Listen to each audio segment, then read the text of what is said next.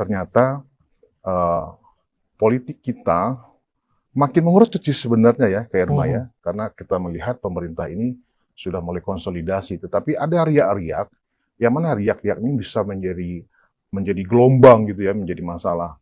Pertama saya melihat tentang diskursus akan berlabuh kemana Presiden ke-7 kita, Pak Joko Widodo ini. Nah, spekulasi muncul macam-macam, ya kan?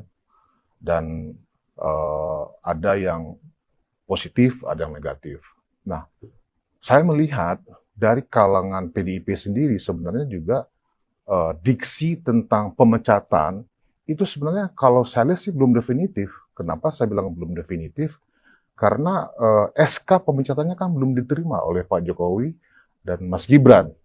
Makanya karena itu, ya kan, Pak Jokowi merasa belum mau memberikan KTA-nya kepada PDIP karena belum ada SK-nya.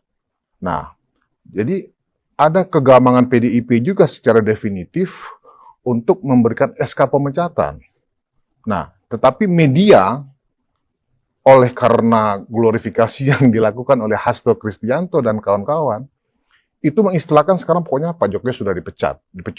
Itu kan konotasinya kan jelek ya buat seorang mantan presiden. Bahkan Prof. Ikrar Nusa Bakti, ya kan, seorang politisi, bukan seorang politisi sih, seorang pakar politik yang sepertinya terafiliat ke PDIP, ya kan, itu mengatakan bahwa memang satu-satunya dalam sejarah politik di dunia mantan presiden yang dipecat oleh partainya sendiri adalah Joko Widodo, dan itu sangat tendensius sepertinya. Nah, menurut Kak Irma, kalau kita melihat Pak Jokowi ini akan berlabuh kemana aja pasti akan diterima. Ya kan, cuma masalahnya posisinya di mana, kan gitu. Nah, dari sini mungkin Kak Irma bisa memberikan perspektif nih kepada penonton kita. Silakan, Kak Irma. Baik, saya mulai dengan politik itu dinamis. Ya. Politik itu nggak bisa hitam putih. Ya. Politik itu kepentingan. 3 hal itu yang harus dipahami oleh masyarakat atau publik. Nah, bagi saya pribadi pun, partai politik itu hanya alat untuk kita mengabdi kepada masyarakat. Ya. Tapi, loyalitas itu wajib kita berikan kepada partai kita. Ya, karena kita kader, apalagi saya salah satu pendiri partai. Namun, harus juga digarisbawahi, tidak akan pernah ada loyalitas tanpa apresiasi. Timbal balik ya? Iya, tidak akan pernah ada loyalitas tanpa apresiasi. Ya. Itu juga penting. Maka kemudian partai politik dan kader itu sebenarnya satu kesatuan yang nggak bisa terpisahkan. Ya, yang satu harus loyal, yang satu juga harus memberikan apresiasi atas kinerja, gitu kan? Nah, kalau memang partainya memberikan apresiasi atas hasil kerja yang kita lakukan, tentu kita akan loyal, nggak mungkin nggak loyal. Tapi kalau kita nggak diapresiasi sama sekali, nggak diapresiasi, ya ngapain juga ada di situ? Kan partai politik sendiri menyatakan bahwa kita, masyarakat Indonesia, termasuk seluruh isinya, bahwa ada di situ politisi, senator, dan segala macam, itu kan pengabdiannya harus lebih besar kepada rakyat daripada ke partai. Gitu. Dan itu juga yang selalu disampaikan Pak Surya Paloh, ya kan? Kita harus lebih mementingkan bangsa dan negara, rakyat daripada kepentingan partai politik. Itu kalau di Nasdem seperti itu. Gitu. Maka memang kalau nggak ada loyalitas, ngapain kita harus tetap ada di sana? Kita tidak bisa mengabdi kepada rakyat akhirnya, gitu. Karena kita tidak diberi fasilitas, tidak difasilitasi, tidak disupport misalnya. Justru malah dihalang-halangi misalnya seperti itu. Karirnya dihalang-halangi dengan segala berbagai macam cara. Ya ngapain tetap ada di situ? Nah, kalaupun kita akhirnya keluar dari sana, itu bukan satu pengkhianatan. Kalau menurut saya, itu bukan pengkhianatan. Gitu. Jadi dalam kasus Pak Jokowi, Kak Irma melihat antara loyalitas dan apresiasi itu tidak timbal balik, dirasakan atau diterima oleh Pak Jokowi.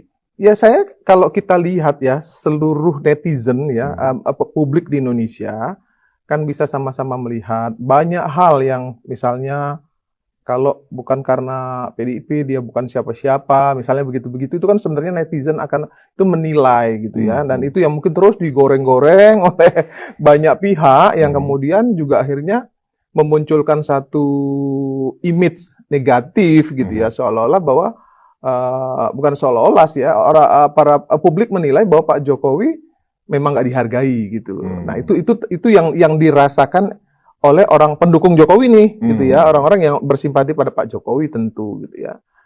Nah, maka kemudian ketika misalnya Pak Jokowi merasa nggak nyaman dengan segala hal yang memang kemudian muncul di publik terkait banyak sekali narasi-narasi yang memojokkan beliau, gitu ya. Entah itu dari partainya, entah dari orang-orang oposan yang memang nggak menyukai beliau, gitu. Ya akhirnya mungkin beliau ngambil sikap juga kan, gitu ya. Kalau seseorang kemudian mengambil sikap, saya kira itu hak azazi manusia yang paling dasar, ya, bahwa setiap orang sebagaimana konstitusi kita kan, setiap orang berhak memilih dan dipilih, gitu ya. Setiap orang juga punya hak menentukan jalan hidupnya sendiri. Setiap orang punya hak hidup, gitu kan. Semuanya juga sudah ada ya dalam konstitusi kita, gitu.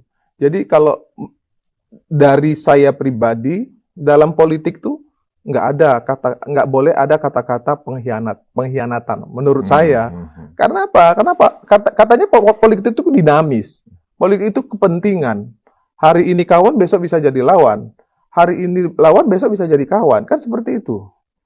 Kalau seperti yang dinilai dan kemudian dituduh oleh Prof. Ikrar Nusa Bakti itu, Kak Irma, Pak Jokowi ini jelas-jelas dianggap tidak loyal, bahkan levelnya sudah berkhianat karena tidak ikut kebijakan partai. Dan kemudian itu diamplifikasi terus kemana-mana bahwa Pak Jokowi memang seorang pengkhianat. Bahkan ketika kedatangan Pak Jokowi kemarin ke kediaman Presiden Prabowo, entah dalam rangka silaturahmi dan seterusnya, itu pun di-framing, diingatkan kepada Presiden Prabowo untuk tidak menerima pengkhianat di Gerindra, kan begitu. Nah, atas sikap seperti ini, bagaimana pandangan Kak Irma? Saya juga bisa bilang ya, saya juga bisa bilang atau masyarakat juga bisa bilang Pak Ikrar Nusa Bakti juga mengkhianati Pak Jokowi loh, kan gitu ya. Oh, iya. Karena beliau jadi duta besar itu kan juga karena Pak Jokowi. Iya toh? Iya. Kalau itu yang kemudian disampaikan netizen ataupun publik kepada beliau, kan beliau juga nggak boleh marah. Gitu ya, bahwa beliau pernah jadi duta besar dan itu juga atas bantuan Pak Jokowi Presiden Jokowi. Ya toh. Jadi kemudian sekarang beliau jelek-jelekin Pak Jokowi di mana-mana, kan semua juga publik juga tahu gitu ya. Dengan narasi-narasi yang selalu beliau sampaikan ke publik itu saya juga dengar gitu ya di media ya, di medsos gitu. Tapi saya juga bingung, makanya saya bilang kan pernah di ILC juga beliau sampaikan ya hal-hal yang menurut saya itu sepertinya di banyak tempat itu terus ya kayaknya nadanya. Beliau sangat memojokkan Pak Jokowi gitu. Dia bilang baru sadar bahwa Pak Jokowi begini. Loh, seorang profesor ya kan, dulu waktu jadi duta besar kemana aja, kok baru sekarang setelah Pak Jokowi ninggalin partainya gitu ya, kemudian dia baru ngomong-ngomong ke sana kemari macam-macam. Jadi menurut saya seorang akademisi sekelas beliau itu nggak pantas juga bicara seperti itu gitu ya. Tidak memberikan diskursus yang positif kepada publik menurut saya. Masalahnya kan kalau misalnya itu disampaikan oleh seorang akademisi dengan title profesor dan itu di mana-mana itu terus yang disampaikan gitu kan. Memang akhirnya terlihat bahwa ini sebenarnya sangat subjektif ya kan. Padahal mestinya sebagai seorang akademisi ya kan menyampaikan objektivitas gitu. Kalau toh kemudian itu di underline supaya Pak Prabowo mendengar pesan saya, Pak Prabowo supaya mendengar podcast saya, supaya jangan menerima pengkhianat, ya kan? Karena partainya saja dikhianati, akan begitu. Nah, bahasa-bahasa seperti ini menurut Kak Irma elok nggak sih? Ya sebagai akademisi saya makanya selalu bilang ya baik kepada Pak beliau juga kepada RG misalnya kan, cobalah sebagai akademisi itu bicara dengan diksi-diksi, dengan narasi-narasi yang positif. Narasi ya, kalau kritik silahkan aja, nggak ada masalah bagi saya. Iya.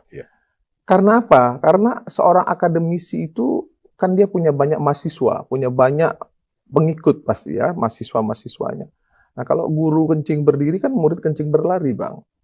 Ya, bagaimana anak bangsa ini ke depan ya bisa menghargai orang tua, kemudian para tokoh-tokoh bangsa ya kalau selalu dicekoki dengan kepentingan-kepentingan politik dan yang kemudian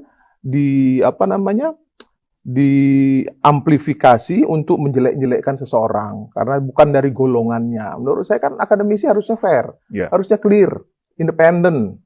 Gitu. Harusnya seperti itu, bukan berpihak gitu ya, bukan justru malah underestimate yang dikedepankan selalu kepada tokoh-tokoh, misalnya satu tokoh tertentu. Orang bisa baca kok, masyarakat udah bisa tahu, oh akademisi ini akademisinya partai itu, oh akademisi ini akademisi partai ini. Itu sebenarnya masyarakat sudah nggak bisa lagi dibohongin dengan title bahwa dia seorang akademisi, nggak bisa. Karena narasi-narasi yang keluar dari mulutnya itu ya dari statement-statementnya itu masyarakat udah bisa menilai ini dari sini dari sini kan gitu. Kira-kira para elit partai seperti Pak Prabowo, mungkin juga ketumnya Nasdem Pak Surya dan ketum-ketum partai lainnya atas penilaian seorang akademisi senior seperti Prof. Ikrar itu menjadi pertimbangan nggak sih, Kak Irma?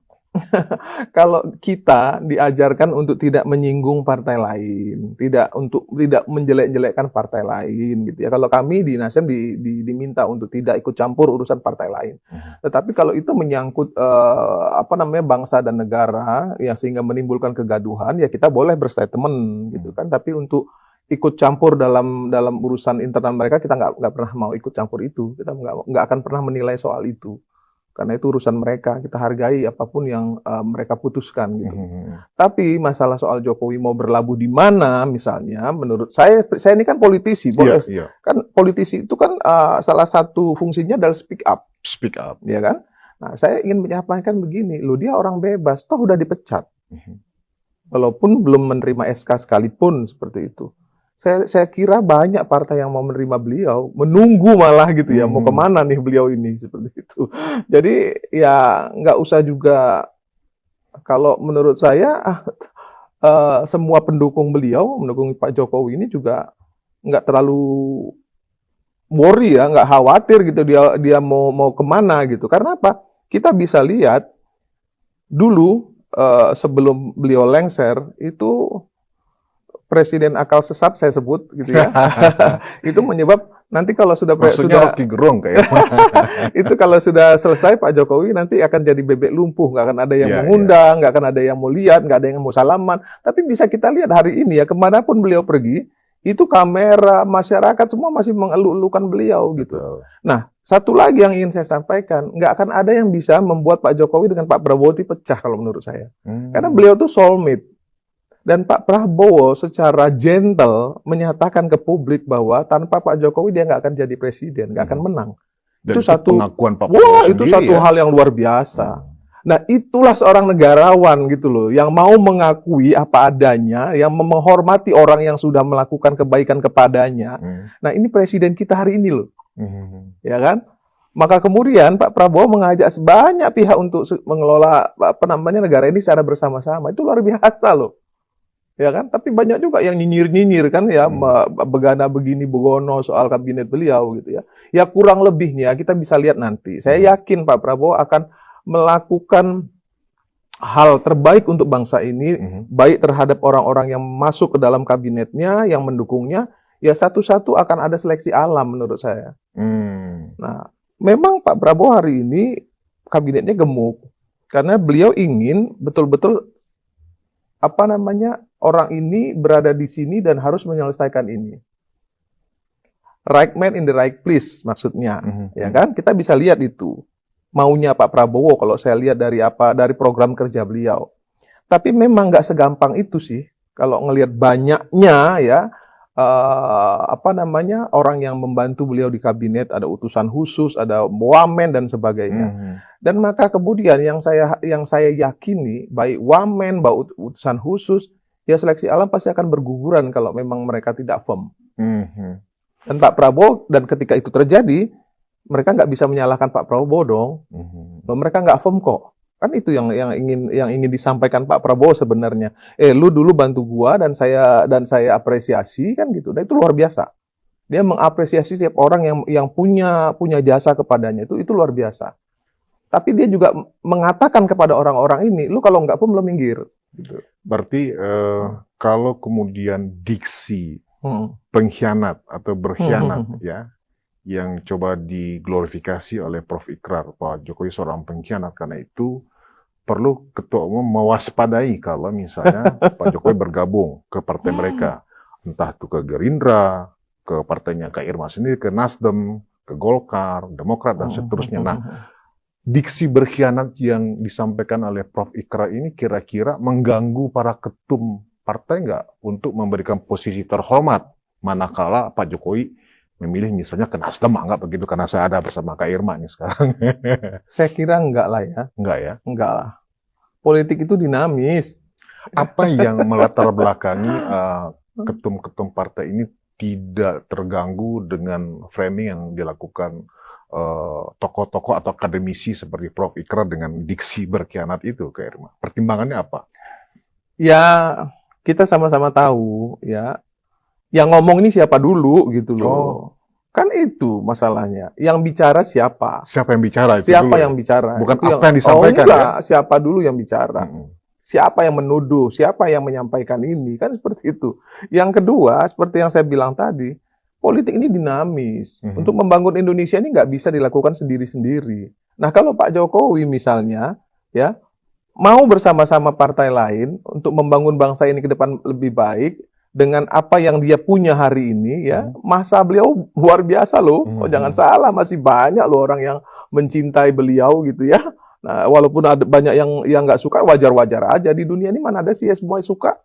Kepada saya pun juga banyak juga yang nggak suka. Kalau orang yang nggak suka dengan Jokowi pasti nggak suka sama saya karena dianggap saya adalah mantan jubirnya Pak Jokowi, kan seperti itu. Tapi saya berpegangan pada satu kalimat bijak Ali bin Abi Thalib. Nah, Ya, jangan pernah gitu kan. Jangan pernah kau jelaskan dirimu kepada siapa tentang dirimu kepada orang yang tidak menyukaimu. Karena dia pasti nggak akan pernah percaya. Tapi bagi yang menyukaimu, nggak penting itu, nggak penting penjelasan itu. Nah, hargai dan hormatilah orang-orang yang menyukaimu. Perhatikan dia karena dia akan mendoakanmu. Tapi orang ini nggak akan pernah mendoakanmu, dia akan membawa kesusahan bagimu. iya, Maka abaikan. Nah, itu loh. Menarik. Maka saya meminta kepada Pak Jokowi, ambil nih kalimatnya apa Ali bin Abi Thalib, ya kan? Abaikan. Jalan terus, berikan yang terbaik untuk Indonesia. Ya, bagi yang suka menyampaikan hal-hal yang negatif tentang Pak Jokowi, mungkin saya juga ada nasihat dari Imam Ali ke Irma. Jangan karena kebencianmu membuat kamu tidak adil. Nah, Ya kan itu. begitu? Ini kan juga seperti itu kan ya Iya, sekarang, karena betul. kebencian, yang benar jadi salah, yang salah jadi benar. Ada satu hal yang ingin saya sampaikan, Bang. Ya. Ketika Pak Jokowi masih menjadi presiden dan Nasdem masih menjadi bagian dari kabinet beliau, dua menteri kabinet kami diangkut. Ya. Tapi ketika Nasdem melaksanakan kongres, Pak Surya Paloh mengundang Pak Jokowi loh untuk membuka kongres. Kemudian ditutup oleh Pak Prabowo. Hebat nggak tuh? Negarawan loh. Artinya orang bilang bahwa nggak ada sakit hati ya. Itulah dia yang namanya negarawan. Pak Surya Paloh itu seorang negarawan kalau menurut saya. Orang kan mengatakan bahwa udah disakitin, udah diginiin, udah digituin, tapi Pak Surya nggak pernah melakukan, tidak pernah menggubris itu. Ya, ya. Karena beliau mengedepankan persahabatannya dengan Pak Jokowi. Satu. Yang kedua, beliau menghargai orang ini masih jadi presiden, dia. Beliau masih jadi presiden dan pernah menjadi bagian yang tidak terpisahkan juga dengan Nasdem. Dulu selama 2 periode kami selalu menyampaikan bahwa Nasdem partaiku, Jokowi presidenku. Nah, dan itu nggak mungkin kami lepeh dengan sekedar hal-hal yang menurut kita itu nggak terlalu penting lah untuk digoreng-goreng, untuk dikapitalisasi untuk sesuatu hal yang nggak memberikan apa ya seperti yang saya bilang tadi, diskursus positif kepada masyarakat. Ya, sikap Nasdem ini memang unik ya, dan itu yang terjadi memang meskipun pada saat Pilpres 2024 kemarin Nasdem itu berhadapan dengan Pak Jokowi, tetap kebijakan partai tetap Nasdem mendukung pemerintahan sampai selesai. Ya. Pemerintahan Pak Jokowi. Komit. Ini kan unik kan gitu. Komit. Nah, terkait dengan itu Kak Irma, ini kan sekarang banyak orang berpikir nih akan berlabuh kemana Pak Jokowi. Nah, dari Nasdem sendiri, Kak Irma sebagai bagian dari eksponen Nasdem, ya kan, kira-kira bukan masalah Jokowi pasti akan diterima, tetapi akan diberikan posisi yang sepadan, yang setara, apa kira-kira yang bisa diberikan Nasdem? Apakah elit atau Pak Surya sendiri atau Kak Irma mungkin juga tahu kira-kira apakah Nasdem akan memberikan tempat yang pas untuk Pak Jokowi kalau misalnya Nasdem juga menerima dengan karpet merah nih buat Pak Jokowi? Saya kira yang pertama soal kemana Pak Jokowi akan berlabuh itu yang pasti chemistry, Bang. Chemistry. Beliau. Pak Surya kan bagus. Iya, chemistry ya yang pertama itu. Dan yang kedua tentu semua partai, saya yakin semua partai juga akan membuka diri kepada beliau. Ya, nggak akan ada lah partai yang menolak beliau itu, saya yakin nggak ada. Partai politik ya. Yang kecuali yang satu yang udah mecat kan, itu nggak bisa kita hitung gitu. Saya kira semua akan membuka diri kepada beliau. Karena apa? Kita bisa lihat dari pilkada hari ini aja lah gitu, ya kan? Berapa banyak tuh yang beliau endorse itu istilahnya, yang beliau dukung secara pribadi itu menang, gitu ya. Menang, semua rata-rata menang lah yang beliau. Ibaratnya kalau pilkada sekarang Jawa dikuasain. Kalau sebenarnya kalau kita mau lihat secara cerdas, kenapa Pak Jokowi nggak masuk ke DKI? Nggak turun langsung, nggak turun secara maksimal. Karena Mas Pram ini kan sahabatnya. Oh iya. Ya, kalau menurut pribadi saya loh ya, sahabatnya. Beliau hargai juga itu. Dan Mas Pram juga sangat hormat ke. Iya, Mas Pram sangat hormat pada beliau dan beliau juga tentu menghargai itu.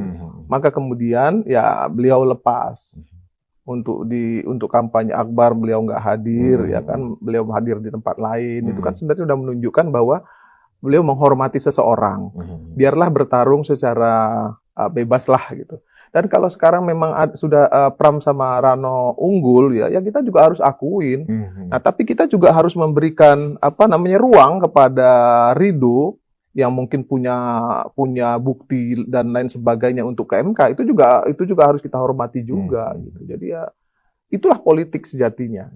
Iya.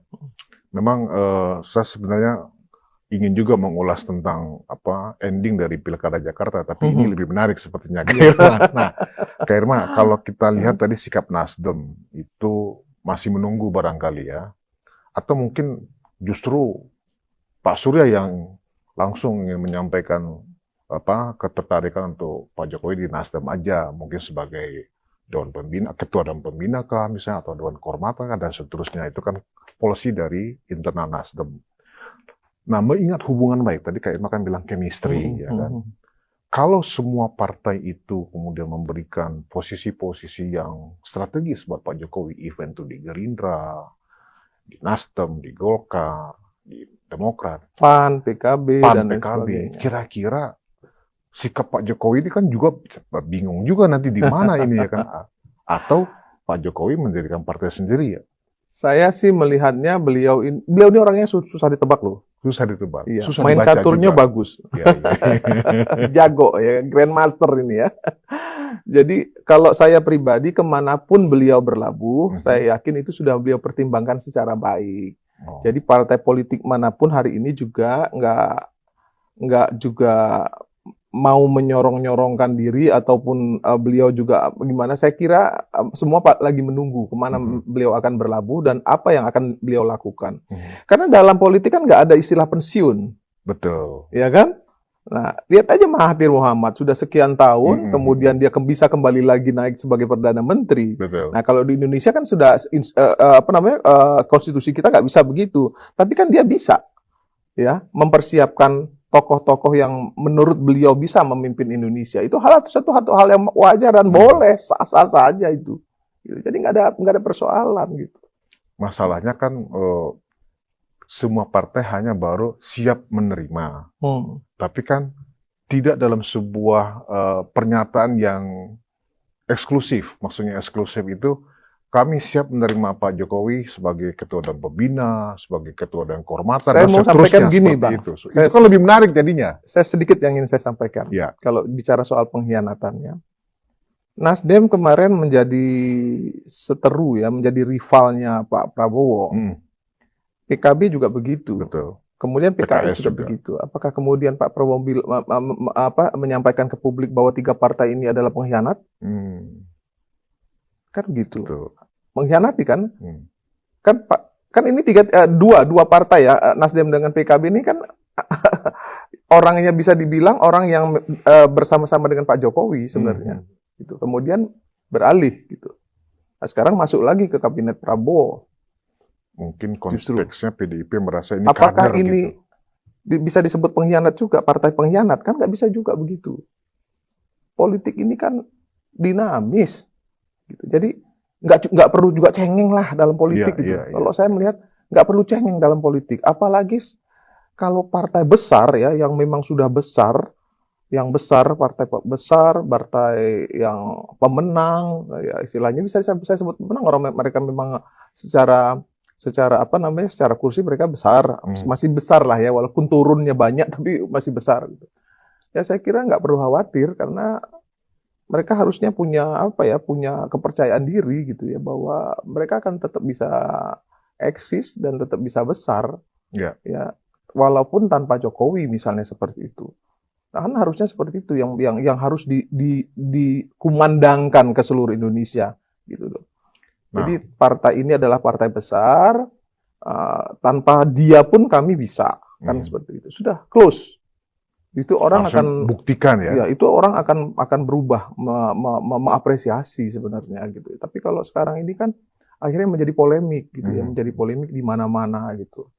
Jadi ya kemudian banyak sekali penafsiran gitu. Ya kalau saya pribadi tetap menghargai PDIP ini partai besar loh. Sayang kalau misalnya ada hal-hal yang membuat PDIP akhirnya misalnya kemudian berkurang ya aktivitas politiknya untuk bisa menjaga Indonesia ini. Saya harus akui itu gitu. Bagi saya semua partai-partai besar itu adalah partai-partai aset bangsa ini gitu. Jadi jangan sampai aset-aset bangsa yang bagus ini kemudian tersungkur gitu ya, hanya karena untuk hal yang remeh-temeh gitu loh. Apa Kak Irma sedang ingin menyampaikan jalan damai sebaiknya ditempuh aja di internal PDIP sebagai saran sebagai sesama politisi walaupun beda partai gitu? Saya sih nggak menyarankan, nggak perlu ada jalan damai, tapi ikuti fatsun politik gitu loh. Fatsun politik itu kan udah jelas ya. Seperti yang saya bilang tadi, politik itu dinamis, ya kan? Dalam politik itu tidak ada kawan abadi, tidak ada lawan abadi. Bahwa partai politik itu adalah sebuah alat ya, fasilitas untuk bisa kita mengabdi kepada rakyat gitu. Jadi nggak perlu ada yang mengkhianati sebenarnya. Ya kalau memang nggak bisa lagi di partai itu, kenapa harus dipaksakan harus ada di situ? Kan akan menjadi duri dalam daging juga kemudian.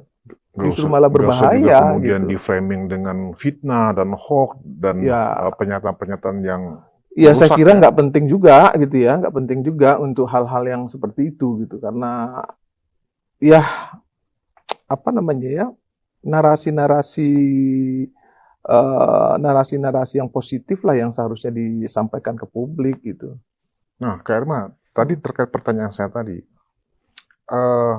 Pak Surya ini kan suka bikin kejutan-kejutan, ya kan? Ya. Kita lihat yang pertama kali mengusung nama Pak Jokowi, entah di Pilgub Jakarta maupun Pilpres kan, inisiatif kan dari Nasdem, dari Pak Surya. Nah, kita mungkin juga menunggu. Bahkan Ganjar itu kami loh yang pertama menyampaikan di Kongres kita. Termasuk juga memunculkan nama Andika, ya kan? Nah, kita lagi menunggu juga nih, jangan-jangan Pak Surya mau bikin kejutan nih. Kejutan dalam arti begini, terkait dengan apakah Pak Jokowi akan berlabuh ke partai mana ya, partai-partai mapan lah. Nasdem kan termasuk salah satu partai mapan.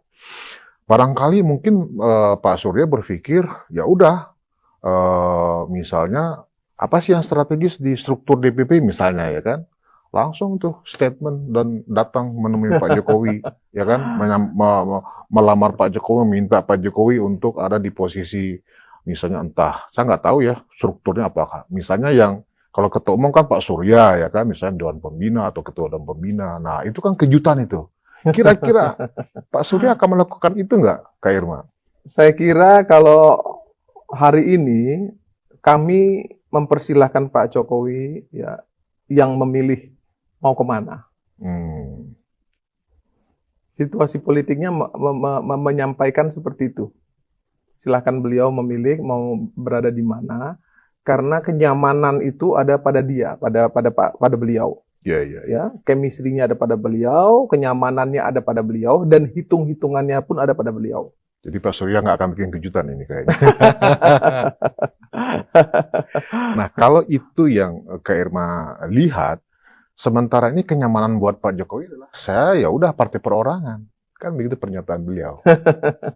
Kak Irma memaknanya apa itu partai perorangan? Saya kira gini ya. Apa itu menyindir Ibu Ketum, Bu Megawati ya kan, selama ini memang walaupun partainya PDIP kan siapa bisa, dan nggak ada yang bisa membantah, menegasikan, memprotes keputusan-keputusan dari seorang Megawati yang hampir 20 tahun lebih ya menjadi ketua umum, nggak tergantikan. Ya kan setiap partai politik itu kan punya aturan sendiri-sendiri Bang, dan itu harus kita hormati. Ya. Ketika mereka memecat Pak Jokowi pun itu urusan mereka, dan itu harus kita hormati karena itu memang haknya PDIP gitu. Nah sekarang tinggal Pak Jokowinya mau jadi single fighter di politik ini sebagai dia seperti yang beliau sampaikan partai perorangan, atau kemudian dia berlabuh ke satu partai, atau dia membuat partai sendiri. Saya kira kita tunggulah gitu ya. Kejutan-kejutannya biar beliau sendiri nanti yang akan menyampaikan gitu. Karena memang beliau ini penuh kejutan. Iya. Nggak bisa ditebak gitu loh ya. Ya, yang kita lihat sampai sekarang, Pak Jokowi itu kan orang Jawa, Solo ya, Kak Irma. Terus bahkan dianggap beliau itu cukup kejawen ya kan. Ngalih. Nah, orang kejawen itu apalagi yang punya pendalaman tentang kejawen itu menghadapi konflik ya kan, diajarkan oleh para orang tua ya kan di kejawen itu. Filosofinya ada 3 nih kayak ngalah, ngalih, ngamuk. Ya kan? Dan itu kita lihat loh Kak Irma. Kita yang bukan orang Jawa, saya kan bukan orang Jawa ya kan. Kayaknya memang Pak Jokowi ini hampir setahun ini ngalah nih. Ya kan? Nah, saat ini kita sedang melihat Pak Jokowi itu lagi ngalih, mencoba mengalihkan fokus. Konfliknya jangan ngalah udah cukup deh. Tapi respon dari orang yang selalu menyerang kayaknya nggak puas, sudah ngalah tapi masih diserang dengan aneka fitnah dan seterusnya. Ngalih. Kalau toh ngalih, misalnya mendirikan partai, oke, keluar, ya kan? Nggak berpartai atau berpartai. Masih juga kemudian nggak juga ada perubahan. Ngamuk artinya melawan. Kalau udah ngamuk itu, kalau di Madura istilahnya carok, ya kan? Dan or alive kan begitu. Nah, atau berlakulah zero sum game, menang jadi abu, kalah jadi arang kan begitu. Nah, apakah memang Pak Jokowi sedang mencoba untuk membawa konflik ini dengan filosofi itu menurut Kak Irma? Pak Jokowi ini kan orang Jawa, dan penuh dalam aktivitas politiknya pun penuh dengan perhitungan-perhitungan Jawa yang saya tahu. Ya. Bisa saja hari ini beliau ngalih ya, tapi kan ada satu juga filosofi yang menyampaikan menyatakan seperti ini Bang. Semut aja kalau diinjek gitu ya, dia pasti gigit, gitu loh. Dan itu mungkin itu bisa saja terjadi gitu. Tapi kan saya nggak ingin ngompor-ngomporin ya dalam wawancara ini gitu. Tapi saya pikir cukuplah gitu ya, cukup sudah persoalan-persoalan ini harusnya loh menurut saya cukup sudah. Beliau juga sudah lengser. kembalilah ke posisi masing-masing saja gitu. Kalau memang sudah dipecat, sudah stop. Gitu, stop. Biarkan ini berjalan sendiri, ini berjalan sendiri gitu ya. Kita tinggal lihat apa garis tangan yang akan terjadi, apa garis tangan yang akan membawa dua pihak ini nanti, biar Tuhan, Allah Subhanahu wa Ta'ala yang menentukan. Garis tangan itu nggak bisa nipu, nggak bisa dibohongin gitu ya. Rezeki juga nggak bisa dipindah-pindah gitu kan. Nah, itu aja filosofinya, nggak usah kemana-mana harusnya gitu. Kalau saya pribadi dihianati orang gitu ya, orang itu pergi dari saya, ya saya bersyukur. Kalau saya bersyukur dong. Orang ngapain ada pengkhianat orang yang mengkhianati saya masih tinggal di rumah saya, misalnya seperti itu, ya silakan aja pergi. Kalau saya pribadi, silakan pergi, udah bagus dong pergi, gitu. Nah, kan itu aja cukup gitu. Soal nanti dia mau jadi apa, dia mau melakukan apa, itu bukan urusan saya lagi. Selesai dia keluar dari rumah saya, selesai dia keluar dari hidup saya, itu bukan urusan saya lagi. Kalau saya bersikapnya seperti itu. Dan harusnya semua orang bisa melakukan itu. Iya kan? Kecuali kalau masih ada pikiran CLBK. Cinta lama bersemi kembali, ya. Itu urusannya lain, Bang ya. Nah, apakah dengan ngalah, ngalih, dan ngamuk ini menurut Kak Irma akan dilakonin oleh Pak Jokowi sungguh-sungguh kalau memang situasinya tidak berubah? Saya bilang tadi, semut tuh kalau diinjak pasti gigit. Udah itu aja. Artinya kemungkinan itu pasti akan terjadi ya? Iya, semut tuh kalau digigit pasti semut itu kalau diinjak pasti gigit. Level kesabarannya juga ada ya? Ya. Sama seperti istilahnya kalajengking itu, kalau dia didiemin aja dia nggak ngapa-ngapain, tapi kalau dia dimulai disenggol atau diinjak, dia langsung balik kan, menanduk lawannya gitu. Menanduk orang yang menyenggol dia, yang menginjak dia, kan seperti itu. Itu hukum alam, Bang. Nggak usah kita tanyakan lagi bahwa bakal ngamuk nggak, bakal ngelawan nggak. Saya kira nggak perlu itu kita tanya gitu ya. Batas kesabaran orang tuh ada juga. Manusia itu punya batas kesabaran gitu. Jadi nggak perlu kita tanyakan sebenarnya, karena pasti akan dilakukan gitu. Kalau sesuatu sudah nggak bisa lagi ditahan, nggak bisa lagi dinalar gitu, pasti keluar.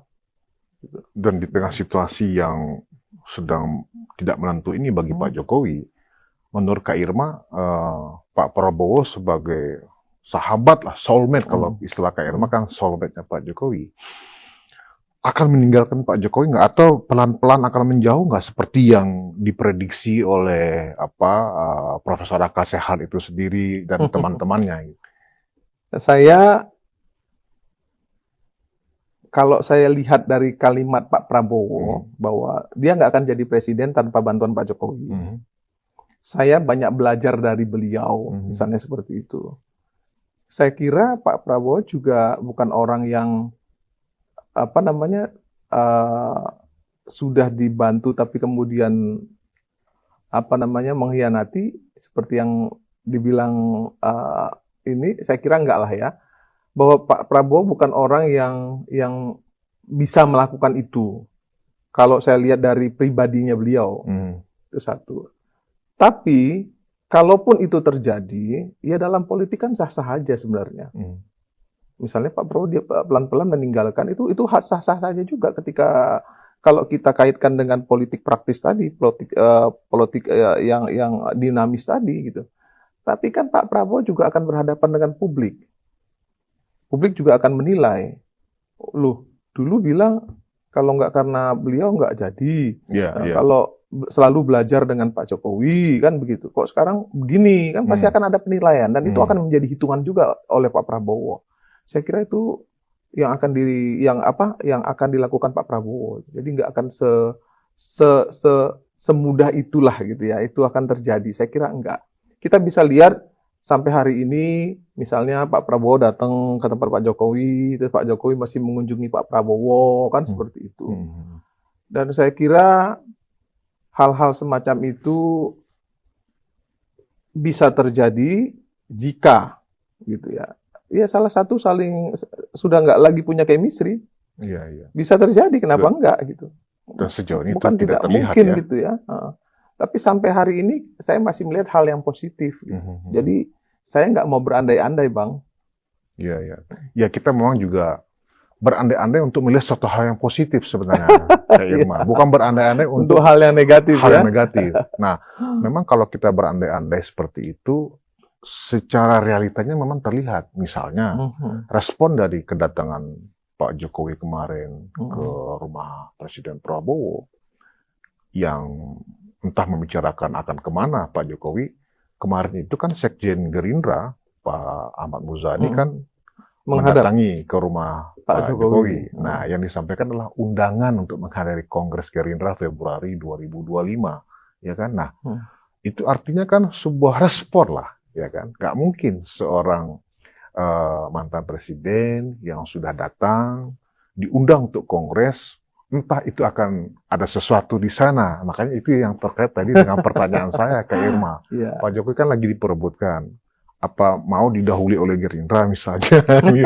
Apa Pak Segala Surya nggak akan sesuatu mungkin tertarik, saja ya kan? terjadi, Bang. Dalam politik itu segala sesuatu bisa terjadi. Karena kan tingkat elektoral Pak Iya. Jokowi kan hingga kini dan sampai 2029 mungkin dengan sikap Pak Jokowi yang seperti sekarang, yang nerimo, ya Iya. kan, yang tidak melihatkan perlawanan, walaupun Saya tuh pernah, Bang, mohon maaf ya, saya pernah tanya sama beliau terkait dengan hujatan-hujatan presiden akal sesat. Saya selalu menyampaikan beliau itu presiden akal sesat ya.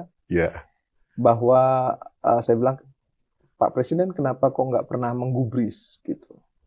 Dia jawaban beliau apa? Untuk apa gitu. Nggak ada gunanya. Saya kerja aja. Kalau yang itu urusan Mbak Irma aja. Dia bilang gitu. iya. Itu urusan Mbak Irma aja. Saya kerja aja. Oh, Gitu. Itu yang disampaikan, keren kan? Iya. Ya, saya kerja aja. Itu urusan Mbak Irma lah. Jadi dia bilang, itu orang nggak level sama dia kan gitu Iya, kan. benar, Cukup benar. lu aja itu. Kalau level gue, Yang ngadepin gitu loh, nggak usah gue kan sebenarnya Iya. itu sih sebenarnya iya, gitu. iya. Nah, seharusnya orang-orang yang seperti itu menurut saya harusnya malu. Kenapa? Orang yang selalu dia jelek-jelekin, dia bully, dia apa, nggak pernah sekalipun membalas itu harusnya dia paham bahwa orang ini akan naik derajat gitu. Iya, kan? Dengan bully-bulianmu itu, justru orang yang kamu bully itu akan dapat pahala dan kamu akan dapat cuma dapat dosa aja, dapat busuknya mulutnya itu dapat busuknya aja gitu ya. Jadi ya nggak penting lagi gitu. Sampai hari ini ya kita bisa lihat begitu banyak orang yang kemudian bisa melihat bahwa Pak Jokowi masih tegak berdiri ya, masih banyak sekali masyarakat yang mengeluh-elukan beliau, masih banyak yang orang yang menyayangi beliau juga gitu. Dan kita harus melihat faktanya gitu ya, bahwa apa yang beliau bangun untuk Indonesia ini luar biasa. Iya. Soal utang luar negeri kan Pak Bu Sri Mulyani yang sudah menyampaikan ke publik gitu ya. Terus apalagi yang mesti diributin gitu. Terus ada yang bilang bahwa ya selama 10 tahun gitu kan nggak ada hasil begana begini begono, misalnya ada yang ngomong seperti itu. Padahal dia dari partai politik yang masuk di dalam koalisi Pak Jokowi. Apa dia nggak mikir gitu bahwa dia ada di dalam sana dan dia ikut menandatangani semua kebijakan-kebijakan politik Pak Jokowi. Bahwa mereka juga mendukung kebijakan politik Pak Jokowi. Kalau Pak Jokowi gagal, artinya mereka juga gagal. Iya. Kan 9 tahun kan bersama. Harusnya seperti itu. Gitu. Nah, itu yang nggak mau dilakukan Nasdem. Betul. Nasdem nggak mau. Iya, itulah kerennya Pak Surya Paloh. Pak Surya Paloh nggak memperbolehkan kami untuk bicara seperti itu. Beliau bilang, kita harus gentleman untuk mengatakan bahwa kami mendukung beliau sampai selesai. Kalau sudah selesai, ya kita boleh dong dukung Anies, kan seperti itu. Dan itu dilakukan. Gentle. Dan kita juga mengambil resiko ketika kemudian kalah, Pak Prabowo menang, kita ditawari menteri, kita nggak ambil. Karena kita bilang karena Pak Surya bilang bahwa kita ini kan kemarin seteru. Ya, kayaknya nggak pantas juga kita ambil, walaupun kita mendukung. Nah, kita berikan saja 69 senator yang ada di parlemen untuk mengawal semua program-program Pak Presiden. Ya kan, kalau bagus kalian harus support habis-habisan, tapi kalau ada yang kurang bagus ya kalian kritisi. Secara konstruktif. Itu yang disampaikan Pak Surya. Nah, terkait dengan bala, tadi kan Kak Irma mengistilahkan bala bagi orang-orang yang hobinya memfitnah, ya kan, menjelek-jelekan, merendahkan orang lain ya, di depan publik, bahkan disengaja gitu kan. Bala itu dalam istilahnya mungkin disebut karma kali ya Kak Irma ya kan. Ya. Nah, karma itu bisa datangnya seketika, cepat, bisa Atau lambat. Nah, Ya. yang contohnya yang cepat itu ya kita lihatlah kasus kemarin peristiwanya Gus Miftah dengan tukang es itu ya kan. Karmanya cepat sekali ya kan. Dan itulah kerja Tuhan. Kan begitu Kak Irma. Di mana orang yang dianggap merendahkan. Dan ingat loh Bang, Pak Prabowo komit loh. Ya, ketika Pak Gus Miftah dianggap juga bagian dari orang yang memenangkan Prabowo ikut. Tapi ketika dia salah, Pak Prabowo tegas mengatakan, Anda salah, Anda harus perbaiki. Kan itu. Kemudian secara nggak usah harus disuruh mundur, dia mundur sendiri. Iya. Kita juga harus hargai bahwa dia juga gentle, betul, gitu ya. Dia mundur, sudah selesai. Nah, yang lain pun akan diperlakukan sama oleh Pak Prabowo. Kalau nggak firm, ya silakanlah. Gitu. Jadi nggak usah harus saya mundurin, harusnya kalian tahu gitu. Jadi itu yang diinginkan Pak Prabowo. Baik antara Gus Miftah, Pak Prabowo itu firm ya kan, salah ya salah, benar ya benar ya kan. Dan terkait karma tadi juga harusnya menjadi pembelajaran bagi orang yang mungkin lupa ya kan, diingatkan tuh dengan peristiwanya kekeliruan, saya mengistilahkan kekeliruan ya. Gus Miftah seperti itu, dia langsung jatuh ya kan, secara nama baik ya kan, dan si penjual es tehnya diangkat derajatnya ya kan. Nah, artinya bagi yang selama ini suka menjadikan mata pencarian malah merendahkan seseorang, apalagi itu pemimpin negara ya kan, tunggu. Ada waktunya. Ada waktunya ya kan, supaya cepat insaf lah kira-kira ya, supaya kehidupan politik kita menjadi lebih sehat.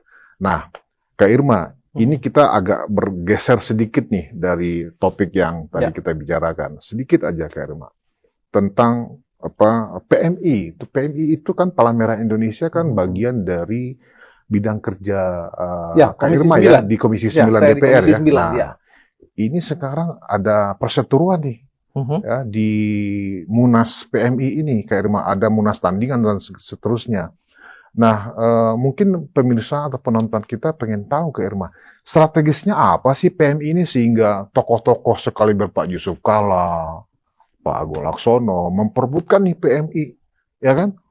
Apa sih strategisnya PMI di luar fungsinya sebagai penyangga atau penyedia darah untuk unsur-unsur kemanusiaan, Kak Irma? Ya, kan seperti ini, Bang. PMI itu kan satu institusi yang non-profit oriented, nirlaba, satu. Harusnya dikelola bukan oleh, kalau menurut saya, dikelola jangan oleh tokoh politik, tokoh dari partai politik, karena dia harus independen. Ya. Kenapa dia harus independen? Karena dia juga harus bisa dilakukan audit publik. Itu yang kedua. Nah, yang ketiga, harusnya PMI ini, karena ini juga ada kaitan dengan agama, bahwa darah itu nggak boleh diperjualbelikan dan lain sebagainya, maka kemudian pemerintah harusnya turun tangan. Bentuklah pansel. Kalau saya usulnya begitu, bentuk pansel, ya, kemudian ya dipilih secara profesional siapa yang bisa mengelola PMI ini secara profesional. Jadi jangan dipegang oleh partai politik. Jangan dipegang oleh partai politik dan jangan dipegang oleh oknum-oknum yang ada di partai politik. Gitu. Supaya bermaslahat nih. Gitu. Itu yang pertama. Yang kedua, ada apa sebenarnya di dalam PMI ini? Kok jadi rebutan? Iya, itu kan menjadi tanda tanya besar oleh masyarakat. Betul. Gitu ya. Maka kemudian saya minta ya audit publik aja nih PMI. Lakukan audit publik dong. Kita harus tahu sebenarnya di dalamnya itu ada apa. Kenapa kok sampai sebegitunya gitu? Saling ingin menguasai gitu ya. Kan ini aneh gitu loh. Saya melihat ini aneh gitu. Karena ini kan nirlaba ya, non profit oriented. Nah, tapi ketiga yang ingin saya sampaikan, karena fungsi dari PMI ini krusial dan sangat berguna bagi masyarakat, maka yang mengelola harusnya profesional, ya, profesional dan independen, gitu. Jadi nggak ada yang boleh ngerebut sana rebut sini, yang nggak boleh yang ada yang klaim sana klaim sini juga, gitu. Jadi dikelola secara profesional oleh orang yang betul-betul menguasai dan tahu bagaimana cara Secara mengelola. regulasinya gimana sih, Kak Irma? Nah, Keberadaan PMI ini? Itu yang terus terang saja kami kan belum lihat nih ADART-nya seperti apa. Nah, nanti kan kita akan di masa sidang yang akan datang kita akan RDP nih soal ini, ya, soal PMI ini, gitu. Kita akan pertanyakan gitu ya, seperti apa sih sebenarnya pengelolaan PMI ini, gitu. Karena Bank Darah itu hari ini kita harus juga pahami bahwa Bank Darah itu penting bagi kesehatan manusia. Apalagi sekarang ada satu obat yang bisa dibuat dari darah. Ya, yang namanya plasma. Itu diambil dari darah. Jadi darahnya masih bisa digunakan, tapi plasmanya juga membantu untuk pengobatan umat manusia. Bukan darah loh yang dijual, tapi dan bukan dijual, tapi ini dikelola. Plasma ini dikelola untuk kesehatan masyarakat, kembali untuk kesehatan masyarakat. Nah, saya nggak tahu apakah ada kaitan dengan itu. Maka kemudian ini orang gontok-gontokan ini saya nggak tahu tuh. Gitu. Jadi ini perlu nanti memang akan kita tindak lanjuti nih di Komisi 9 gitu. Kenapa kok PM ini jadi kisruh gitu ya? Yang seharusnya PM ini bermaslahat bagi masyarakat, nah ini harusnya nggak boleh kisruh gitu, nggak boleh jadi rebutan gitu. Dan sampai hari ini memang mohon maaf ya, fungsi PM itu belum maksimal gitu ya. Bagaimana masih banyak sekali rumah sakit yang membutuhkan darah itu masih belum terpenuhi. Orang masih banyak yang menjual darah loh di rumah sakit itu. Saya tahu persis itu. Karena waktu saya masih jadi mahasiswa di Jogja, itu banyak mahasiswa yang datang ke rumah sakit untuk nawarin darahnya. Gitu. Ini uang kiriman belum datang, dia datang ke rumah sakit cari orang siapa yang perlu untuk bisa. Nah, itu kan nggak bagus, nggak baik, dan nggak boleh. Tapi prakteknya masih banyak. Nah, artinya kinerja PMI belum maksimal untuk bisa mencukupi kebutuhan darah dari semua rumah sakit. Kan itu. Nah, maka kemudian yang harus mengelola ini orang profesional yang tahu betul bagaimana mengelola PMI ini sehingga PMI ini betul-betul maksimal kerjanya dan bisa meminimais ya oknum-oknum yang jualan darah di rumah sakit. Secara anggaran gimana, Kak Irma? PMI Itu yang saya mohon maaf hari ini saya jujur menyampaikan saya belum tahu. Karena kami harus melihat dulu anggaran dasar, anggaran rumah tangganya. Karena kalau secara common sense aja, pasti ini adalah under pemerintah, ya kan? Karena ini kan tugas kemanusiaan. Betul. Banyak orang mengasosiasikan ini berarti under Departemen Kesehatan, ya kan, atau Kementerian Kesehatan. Tapi publik juga nggak paham, ya kan? Yang pasti di setiap provinsi, di setiap kabupaten dan kota ada Palang Merah Indonesia. Di seluruh dunia ada. Di seluruh Kalau dunia ada. kita di luar negeri kan namanya ICRC, ya kan? Nah, jadi kemudian ketika tokoh-tokoh besar seperti Pak Yusuf Kalla, juga sesama partainya juga Agung Laksono, ya kan, memperebutkan ini, ya kan? Dan Pak Yusuf Kalla kan udah 1 periode ya kemudian maju lagi, bahkan aklamasi terpilih dalam Munas PMI. Nah, kemudian diperebutkan. Orang pasti berpikir, ya masyarakat berpikir, emang seksi ya PMI? Nah, itu dia. Seksi apakah dalam hal anggaran, atau ada nilai bisnisnya di sana, atau memang secara jaringan ini bisa dikapitalisasi untuk kepentingan elektoral. Nah, gimana nih Kak Irma? Ini yang saya terus terang ini lagi saya gali. Saya lakukan investigasi sama teman-teman, ya. Ada apa di dalam PMI ini kok jadi rebutan partai politik loh, ya, oknum partai politik loh. Ini ya saya bilang oknum ya, saya nggak mau sebut nama, tapi saya bilang ini jadi rebutan. Ini ada apa di dalam sana, gitu ya. Kemudian apa kaitannya dengan elektoral partai? Misal adakah kaitannya dengan elektoral partai atau apa? Saya nggak tahu nih. Kita masih terus terang kita masih meraba-raba. Tetapi yang jelas bahwa saya khawatir ada sesuatu yang pasti ada sesuatu hal yang yang mereka pasti ingin lakukan di sini, di dalam sini. Ya saya sebut aja terkait plasma darah tadi. Bisa saja itu karena itu, bisa saja. Saya juga nggak tahu nih, ya. Tapi karena memang sudah ada keinginan dari pemerintah untuk mengelola plasma darah ini. Di luar negeri kalau saya nggak salah plasma darah itu menjadi bisnis farmasi yang cukup besar. Besar-besar. Di Nilainya. luar negeri besar-besar nilainya. Dan tapi kan kalau di Indonesia karena memang kita 90% Muslim, kan darah nggak boleh diperjualbelikan. Sehingga plasma itu tidak boleh dikomersialkan. Jadi dalam undang-undang kesehatan itu sudah jelas bahwa tidak boleh dikomersialkan. Jadi kalaupun kita mengelola plasma ini nanti, ini tetap akan harus menjadi menjadi perusahaan-perusahaan yang nirlaba, yang kebutuhan itu sebesar-besarnya untuk kepentingan masyarakat, dan akan dikelola dan dikoordinasikan oleh Kementerian Kesehatan. Ya. Sikap Komisi 9 sendiri melihat kisruh ini menunggu keputusan aja atau ikut memberikan semacam himbauan atau masukan kepada PMI pengurus atau kepada yang sudah terpilih atau bagaimana Kak Irma? Karena ini ada dua yang mengaku mereka punya munas yang juga punya ketua umum sendiri. Harus dipahami bahwa fungsi DPR ini kan hanya memberikan rekomendasinya kepada pemerintah. Kalau ke swasta kita nggak bisa kasih rekomendasi. Tetapi kita ingin bahwa hal-hal yang terkait dengan kemitraan kita, ya, mitra kerja kita, tentu kita juga harus ikut membantu memfasilitasi. Maka kemudian kita harus tahu dulu sebenarnya duduk persoalannya seperti apa. Ya, kemudian di dalam PMI itu sendiri ada apa sih? Kenapa menjadi rebutan misalnya seperti itu?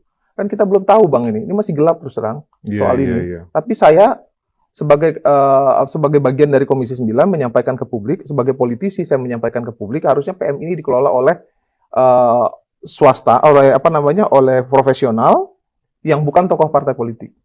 Supaya independen. Ya, kesannya kan kalau diributin kan berarti ini sesuatu yang seksi, yang ada sesuatu di dalamnya. Pasti kan publik akan menyangka seperti itu. Ini ada apa nih kok sampai direbutin kan seperti itu. Nah, untuk menepis semua dugaan-dugaan ya yang tidak baik kepada PMI, maka biarlah PMI dikelola oleh orang profesional. Sehingga kinerjanya juga profesional. Gitu. Sampai hari ini terus terang PMI belum maksimal kerjanya. Ya, kalau dilihat dari bentuk pemilihan ketua umumnya kan munas, ya kan? Berarti ini NGO dong, kan begitu kesannya ya. Berarti ini semacam organisasi yang memang bukan under pemerintah, ya kan? Karena dipilih oleh cabang-cabang, provinsi, daerah, kan begitu. Kan aneh, Kak Irma. Padahal kan ini sesuatu yang melekat dengan kepentingan masyarakat banyak dan itu harus under government, kan begitu? Harusnya. Makanya saya bilang tadi bahwa PM ini harusnya walaupun dia ini sebenarnya menurut saya yang bagus itu adalah off officio. Off officio. Ya, dia di bawah Kementerian Kesehatan. Ya. Berkoordinasi dengan Kementerian Kesehatan. Ternyata enggak ya? Iya, justru itu saya pengen tahu nih bagaimana situasi sebenarnya gitu. Karena kan ada munas gitu ya. Kan lucu juga nih. Nah, sementara hasil output dari PMI itu untuk kepentingan masyarakat banyak. Ya kan nirlaba, ini satu hal yang harus jadi support. Ya. Tapi kalau kemudian malah jadi rebutan kan malah menjadi sesuatu yang nggak bermaslahat nanti. Sebenarnya masyarakat juga sebenarnya banyak yang nggak tahu, mungkin karena juga nggak peduli barangkali. Padahal ini kan fungsi PMI ini kan sangat penting ya, karena ketika di rumah sakit ketersediaan darah itu kan bagian dari sebuah rumah sakit bagus apa enggak kan begitu. Nah, ternyata dengan kisruh ini orang yang bertanya-tanya apa pentingnya sih PMI diperebutkan? Dan ternyata orang juga baru sadar nih Kak Irma, ternyata PMI itu kirain itu di bawah Departemen Kesehatan. Ternyata itu ada munasnya.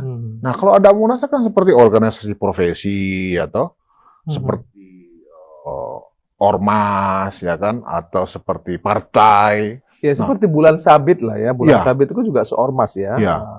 Tapi kan jelas gitu ya. Kalau ini kan ada kaitannya. Jadi gini, PMI ini di mata masyarakat itu seolah-olah ya BUMN ya, masuk dalam BUMN, seolah-olah ya. Seolah-olah loh ya. Padahal kan Padahal enggak. bukan. Jadi seolah-olah PMI ini bagian dari pemerintah. Iya. Karena orang kan mendapatkan darah dari PMI nggak bayar. Betul. Gitu. Nah itu yang harus dijawab oleh tokoh-tokoh ini gitu. Kenapa kok berebut gitu? Kan sebenarnya ini pekerjaan mulia yang nggak ada gaji di situ, kemudian nggak ada juga efek elektoralnya di situ, ya kan? Kalau kita mau lihat ya, kenapa kok tokoh politik mau rebutin ini gitu? Tokoh politik loh ini. Dan ada juga tokoh politik yang kayaknya setelah nggak menjawab, pokoknya ini penting harus diraih terus gitu. Nah ini kan lucu. Seperti Pak JK anggaplah begitu ya. Ini lucu nih, ini lucu nih, gitu ya. Hmm. Maka saya bertanya-tanya, sebenarnya saya pribadi bertanya-tanya, ada apa sebenarnya dalam PMI? Ya, jadi semua orang juga akhirnya jadi ada aware, apa, ya kan? Bukan ada apa dengan cinta, tapi ada apa dengan PMI.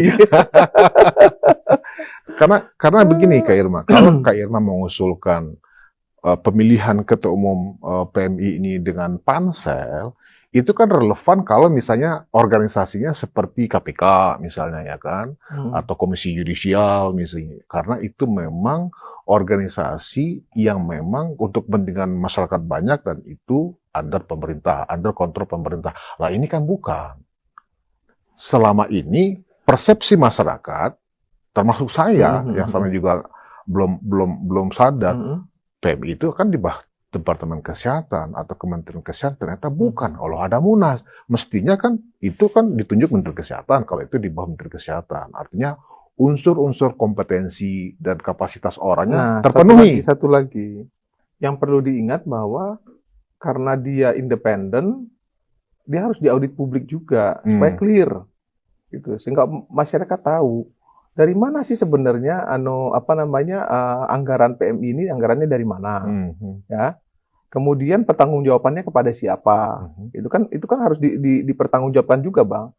Hati-hati loh, karena ini untuk kemaslahatan masyarakat loh. Iya. Ya kan? Donor, namanya juga donor. Betul. Apakah dia mendapatkan anggaran dari negara donor? Ya kan, negara donor tuh banyak, ada Ford Foundation, ada JP, nah, dapatnya dari mana? Kan kita sampai hari ini kan gelap. Betul. Ya, siapa sebenarnya yang membackup PMI ini? Apakah pemerintah, anggarannya dari pemerintah, supporting pemerintah, ataukah dari negara donor? Kan kita harus tahu. Betul. Kalau dia dapat dari negara donor, dia harus mau dilakukan audit publik. Karena kemana nih anggaran ini anggaran ini didistribusikan untuk apa dan lain sebagainya, kan harus ada pertanggungjawaban publik. Iya. Kalau itu dapat anggarannya dari negara donor loh. Besar sekali loh Kak Irma, iya. karena kalau itu biaya operasional setiap bulan, ada kantor pusat, ada kantor provinsi. Maka kemudian yang harus dilakukan sekarang adalah audit publik dulu. Kemudian diberi penjelasan juga ke publik dari mana anggarannya. Selama ini saya nggak ada satupun orang yang membicarakan PMI. Setelah ribut ini baru orang terhenyak ya. Ada apa sebenarnya dalam PMI? Kenapa jadi rebutan? Kan begitu. Atau jangan-jangan Agung Laksono sebenarnya ingin menyadarkan masyarakat aja sebenarnya, makanya dibikin rame ya kan, biar orang tahu nih PMI ada apa. Iya, bisa jadi juga gitu ya. Kita nggak tahu hati orang, Bang. Iya. Tapi saya tetap ingin menyampaikan kepada pemerintah dan publik bahwa sebaiknya PMI dikelola oleh orang yang profesional, sehingga kinerjanya juga profesional. Ya, menghasilkan darah secara maksimal untuk kemaslahatan masyarakat. Itu aja. Jadi nggak jadi rebutan juga oleh tokoh-tokoh politik. Karena dua-duanya tokoh politik. Jadi orang akhirnya menilai, ini apa-apaan sih? Kok orang politik ngerebutin PMI? Nah gitu loh. Itu kan menjadi jelek juga di publik, di mata publik terhadap partai politik.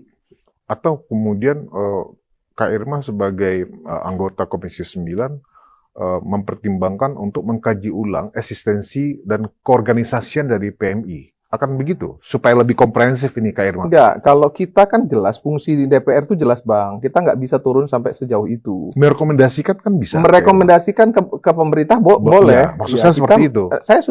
Saya secara pribadi kan tadi menyampaikan bahwa sebaiknya dibentuk pansel, ya kan? menata kembali lah keorganisasiannya itu seperti Nah, apa, itu.